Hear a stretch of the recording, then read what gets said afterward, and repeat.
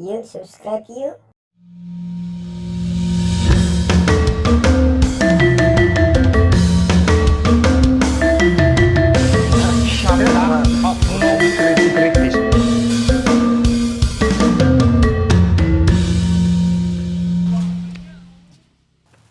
Oke, kita lanjutkan lagi diskusi yang sangat hangat tadi.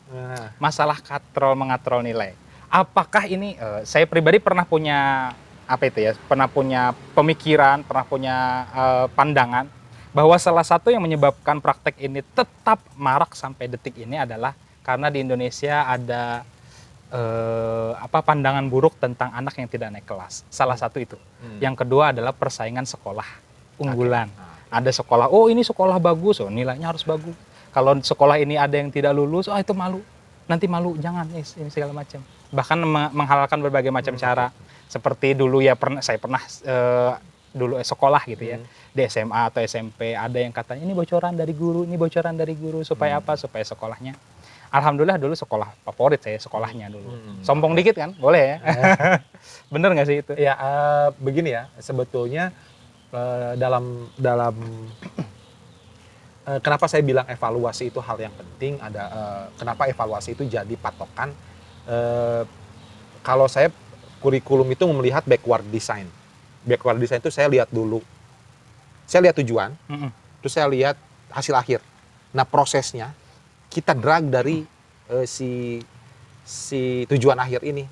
Misalnya tujuan akhir dia mampu mempraktekkan, misalnya karena saya guru multimedia atau animasi, dia mampu membuat skenario. Betul. Tujuannya itu, hasil akhirnya dia bisa membuat satu skenario. Udah, di-drag prosesnya seperti apa. Jadi dari tujuan ke hasil akhir dulu, baru prosesnya di-drag dari situ gitu. Jadi menurut saya kenapa harus evaluasi? Kurikulumnya jenis apapun juga bisa. Betul. Selama evaluasinya jujur, jadi gini, ketika manusia tidak mampu untuk menguasai kimia, ya sudah jangan gitu. Ya. Jangan dipaksakan di situ, berarti ada potensi yang lain dari manusia tersebut yang bisa dikembangkan. Oh, berarti secara tidak langsung penilaiannya juga sebenarnya boleh merah kan? Di rapor itu boleh merah. Jadi menurut saya ya. Ya betul. Saya juga setuju ke arah sana. Boleh merah dalam arti nanti dia akan lebih mudah menentukan kalau dia mau kuliah, Betul. kalau dia mau menentukan kerja. Orang itu kan akan mudah, oh dia ini kurang di sini. Ya. Mungkin kita akan sedikitnya harus mengedukasi masyarakat bahwa merah itu bukan neraka, bukan akhir dunia. Bukan. Nilai merah itu adalah sesuatu yang harus kita terima dan kita jadikan pembelajaran bahwa kita itu lemahnya di sini. Ya udah ke sini. Ya. Itu saya pernah dibicarakan juga di kelas saya dengan mahasiswa-mahasiswa bahwa memang saat kita bisa mengenali diri kita sedini mungkin, kita akan lebih mudah menentukan masa depan kita. Betul. Nggak usah ngikut-ngikut orang, oh ini ada yang jadi PNS, oh ini jadi pengusaha ini, pengusaha itu. Ya kalau kita bisanya cuman tidur misalkan, kita bisanya cuman tidur, kita bisanya cuman mimpi indah, ya sudah jadi reviewer hotel. Kan ya, banyak bisa, sekarang. Betul. Waktu itu saya pernah bercanda sama mahasiswa. Kamu kebiasaannya apa? Saya itu Pak pengennya duduk doang, dapat duit katanya. Oh ada, kerjaannya cocok. Jaga WC. Bukan pekerjaan yang hina kan? Bukan. Kalau WC-nya WC sendiri kan banyak duitnya. Untuk saya itu tantangan berat karena harus diam beberapa jam, itu tantangan berat. Tapi mungkin buat dia, it's okay gitu. Ada orang yang tahan gitu, diem. Saya nggak bisa. Nah sama, saya juga nggak bisa. Lanjutin nih yang tadi, masalah apa tadi? Nilai, evaluasi nilai. Jadi, menurut saya mau apapun kurikulumnya, selama evaluasi itu dibuat secara benar, jenis kurikulum, jenis metode pembelajaran, media apapun yang digunakan, itu menurut saya hasilnya akan baik ketika evaluasinya baik. Gitu. Kalau misalnya prosesnya baik, evaluasinya nggak baik, tetap gitu. Menurut saya itu yang membuat kita semua sekarang sepertinya bias ya. Kita nggak pernah tahu ini orang secara teknikal bagus di mana gitu. Bahasa kah? Betul. Teori kah? Karena semuanya ketika lihat nilai ya semuanya sama. Iya. Semuanya 75, 80, 90. Iya, karena ini gue pinter di mana nih gitu ya. Iya, kita nggak pernah tahu. Walaupun ada di situ deskripsi. Tapi mungkin kita tahu sendiri itu deskripsi itu dibuat sistem gitu. Maksudnya ketika dia nilainya B, dia keluar deskripsinya keluar sendiri gitu. Istilahnya itu tuh udah disetting seperti itu. Jadi istilahnya harusnya kita mampu jujur tentang evaluasi. Ketika siswa tidak mampu di satu hal, di satu bidang, berarti kita bisa, bukan akhirnya dia menyerah atau stop di situ, berarti ada hal lain yang yang bisa harus kita diangkat. dari anak tersebut gitu. Karena Betul. setiap anak menurut saya spesial. Setuju sangat. Yep, gitu. Yang saya kepikiran tuh ini, ada kan di sekolah tuh biasanya kolom komentar apa sih zaman sekarang tuh, Orang tua anak gitu. bukan yang dari guru, Ah. anak ini bagus di bidang ini, anak ini Ah. bisa melakukan ini, anak ini suka tidur di kelas, anak ini itu apa ada masih ada ya zaman sekarang, Ada sih sebetulnya, tapi tidak dimaksimalkan ya. tidak dimaksimalkan. Karena saya sempat nonton salah satu acara di TV Korea. Hmm. Jadi mereka itu membuka, jadi ada artis membuka rapot mereka waktu dulu, waktu masa kecil. Di situ tertulis entah, saya tidak tahu bagaimana cara orang Korea menggunakan tulisan di rapot itu, tapi tulisannya bagus di sana. Jadi betul-betul mendeteksi si siswa berdasarkan hal yang paling sensitif, hal yang paling urgent gitu ya, spesifik di satu siswa itu. Makanya di Korea kan ada yang homeroom teacher, ya. Iya. Jadi kalau di kita apa namanya? Wali kelas ya mungkin. Tapi wali kelas kita cuma 1 tahun ya, bukan? Yep, 1 tahun. Mungkin sih ada baiknya kalau satu ini tuh memegang selama 3 tahun. Jadi dia betul-betul tahu, Mengetahui lalu dia bisa memberi catatan-catatan yang sangat sensitif tentang siswa tersebut. Ya sih, menurut saya sih evaluasi sekarang memang karena manusianya juga, kalau misalnya kita masuk ke topik gitu ya, di mana sekarang generasi Z milenial dan Millennial. Z gitu, di mana mereka itu sebetulnya sekarang menurut saya generasi yang sangat luas. Oke. Pengetahuan mereka sangat luas. Betul. Apapun yang dia tanyakan, kemungkinan dia tahu, kemungkinan besar bahkan.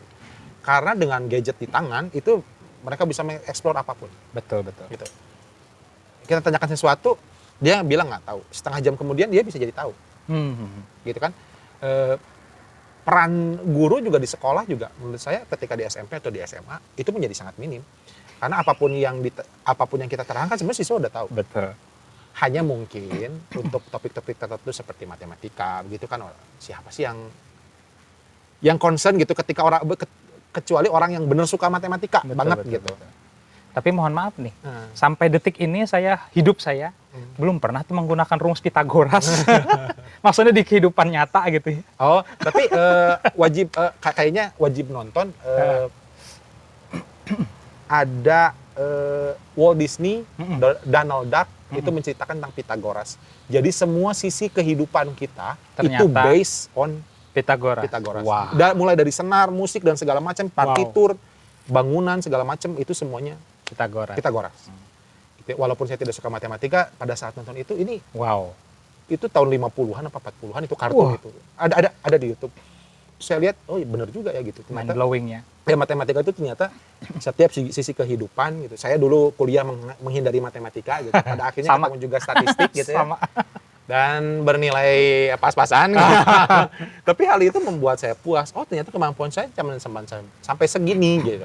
Nah hal itu juga yang pengen saya tularkan kepada anak-anak, bahwa kamu kalau misalnya kurang di satu hal, sadari, pahami itu kekurangan kamu. Berarti kamu memang tidak mampu seperti orang lain. Tapi kamu juga spesial karena tidak ada orang lain yang seperti kamu gitu.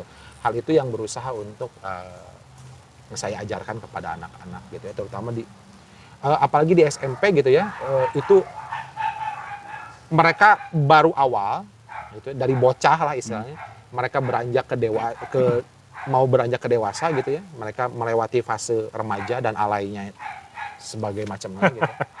Ya kita semua alay sih gitu, tapi dengan versi yang berbeda. Alay pada waktunya. Dan mereka tuh ya begitu saya ikuti juga, mereka ternyata juga berkembang. Mereka tuh bukan kertas kosong yang harus diajarin, nggak bisa. Gitu. Itu anak SMP. Bahkan saya pernah ini saya selalu lakukan di setiap kelas saya, itu biasanya ada saya buat sesi. Jadi kalau saya mengajar itu saya sisakan sekitar setengah jam sampai 15 menit itu kepada siswa, untuk siswa bisa bertanya apapun. Oke. Tentang apapun. Apapun ya. Apapun Bebas. tentang apapun, bebas. Apapun yang mereka tanyakan itu tanpa sensor dan segala macam. Karena saya pengen tahu siapa sih yang saya ajar. Wow. Siswa, gini, ketika datang ke sekolah, ini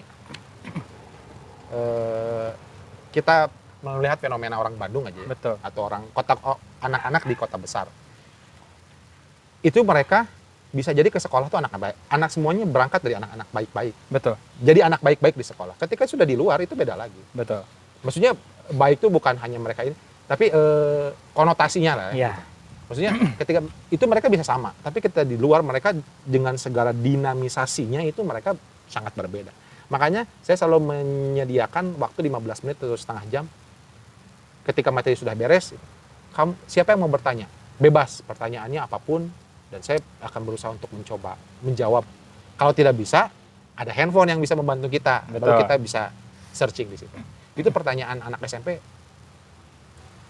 Mengagetkan ya. Iya gitu. Saya masih ingat 2014 itu di kelas 79 itu ada anak yang bilang begini, Pak, apa itu benar dan apa itu salah? Wah, anak kelas 7 ya? Kelas 7, Wah. 79. Itu Pak, apa itu benar dan apa itu salah? Saya simpan itu pertanyaan, saya menjawab pertanyaan yang lain dulu sambil otak saya juga berputar, ini gimana cara menjawab pertanyaan yang fundamental gitu. Bisa jadi apa yang saya jawab itu nempel di dia sampai dia mati. Betul. Masalahnya saya guru gitu. Betul. Makanya saya harus bertahan dulu nih gitu. Ya. Bertahan dulu, saya menjawab pertanyaan yang lain baru saya bilang seperti ini. Saya waktu itu ngambil pulpen warna kuning gitu. Ya ini sekarang warna biru. Ini warnanya apa? Saya bilang. Warnanya biru, anak-anak. Kalau besok kita semua seluruh dunia sepakat bahwa warna ini bukan biru, kita ganti ini jadi orange. Kalau besok ada yang nyebut ini masih biru, kira-kira ini benar salah? Salah, ya udah. Kamu udah tahu mana yang benar dan salah. Jadi sebetulnya benar dan salah itu bisa jadi perspektif. Orang Papua bisa jadi melihat orang yang pakai baju misalnya, ya salah. Harusnya lu pakai koteka di sini. Tapi ketika orang Papua datang ke sini pakai koteka, orang sini bisa ketawa-ketawa. Betul. Bukan jadi salahnya tapi awkward gitu ya, Nah. aneh, wah gitu. Beda ukuran misalnya. Betul. Gitu. Kan ini bisa jadi seperti itu. Nah, oke, hal itu juga yang saya coba bilang ke anak-anak bahwa pertanyaan-pertanyaan mereka tuh bertanya dengan wah hebat banget. Sampai ada yang bertanya, Pak, kenapa orang tua saya selalu berantem gitu? Pak, kenapa sampai ada yang Pak, kenapa cowok itu selalu PHP-in cewek? Walaupun ada pertanyaan-pertanyaan seperti itu ya dari siswa, tapi hal itu dengan senang hati saya jawab dan menunjukkan seberkembang apa anak-anak sekarang gitu secara pemikiran. Asik nih. Oke. Selanjutnya kita akan diskusikan tentang anak zaman sekarang tuh kayak Yep. gimana sih. Masalahnya Bapak ini generasi masih sama ya kita ya? Generasi Ya. X ya? Ya kelahiran 90-an Milenial ya? lah. Bohong banget, orang ajar. kita masih milenial lah ya, Ya, masih hitungannya masih, masih milenial. Milenial awal banget. Milenial awal dan milenial akhir gitu ya. Oke, kita lanjutkan ke sesi selanjutnya.